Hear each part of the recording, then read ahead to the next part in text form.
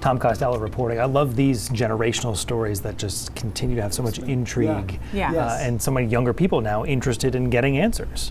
Finding any kind A of lot of search. Yeah, I was gonna say finding any like lost anything is really interesting, and it's also interesting that that other guy was just like, it's not there. We already looked. Like he seemed pretty mad Okay, about it. Let's yeah. see. Yeah. Let's see. They're gonna We've go done it. spending a lot of money to check it out. Yeah. Today was a beautiful day, guys. It is cool, and especially now that the sun is not that far from setting. It'll be cool overnight tonight. 65 in Portland and Wiscasset as well. In the 50s across northern Maine. 65 in Freiburg. We did a little bit better across southern Maine than I would have anticipated, but still pretty cool compared to where we've been the last couple of days. A couple of tropical systems well offshore here, but close enough to give us some swells, some bigger waves, and that's why we have a coastal or high surf advisory here along the coastline, and that's valid for a few more hours, but it's still big waves through tonight as well. And then we've got a frost advisory, which is going to impact more people, of course, away from the immediate coastline. And keep in mind that the reason you don't see them in the mountains in northern Maine is because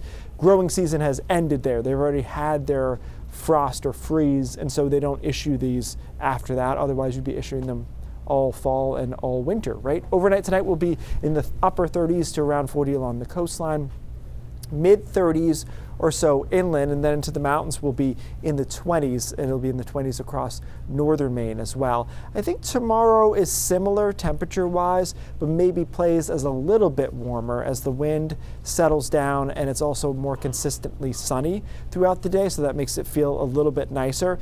Things start to improve on Friday, but we do start off quite chilly. Once again, upper 30s along the coast, 30s elsewhere. But we have a chance to get to 70 or so on Friday, so back above average, and that's the beginning of a trend that continues into the weekend, into early next week as well. And you can see that high moving out of the way.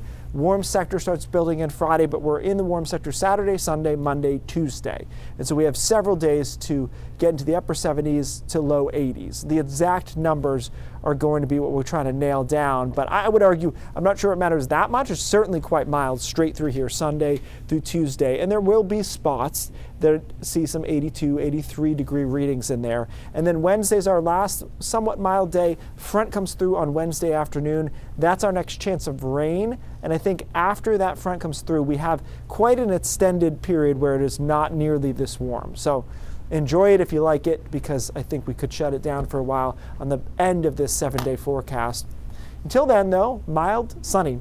Just pick your day, you know. Friday's going to be a crowd pleaser, Saturday too. And none of this, in my opinion at least, is so warm that it's annoying. Like, I don't think it's going to be 89 with a high dew point. You know, we'll be in the low 80s in a couple of spots. I think that usually plays pretty well through Monday, through Tuesday, and then that front on Wednesday knocks us back down, and we'll see if we can get up from that.